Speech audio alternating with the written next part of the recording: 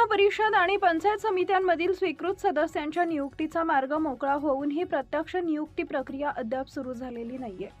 राज्य शासनानं 3 जुलै रोजी मसुदा नियमांचं राजपत्र प्रसिद्ध करून हरकती व सूचना मागवल्या होत्या। त्यासाठी दिलेली 30 दिवसांची मुदत आता संपली आहे। मात्र त्यानंतर पुढील कार्यवाही आणि नियुक्तीचा आदेश अद्याप झालेला नसल्यानं इच्छुकांमध्ये प्रतीक्षा कायम आहे।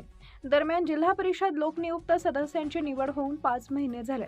नव्या नियमानुसार जिल्हा परिषदेच्या एकूण सदस्य संख्येच्या 10% किंवा किमान 5 सदस्य यापैकी जी संख्या अधिक असेल तेवढे स्वीकृत सदस्य नियुक्त करता येणार आहेत।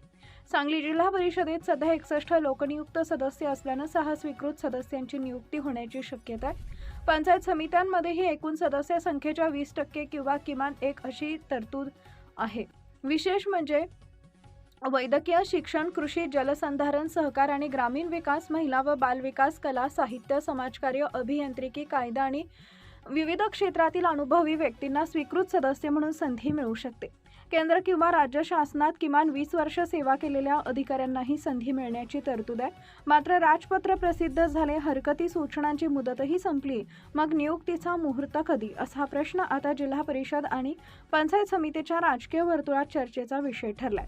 शासनाचा पुढील आदेश कधी येतो आणि स्वीकृत सदस्यांच्या नियुक्त्या कधी होतात याकडे इच्छुकांचं लक्ष लागलंय।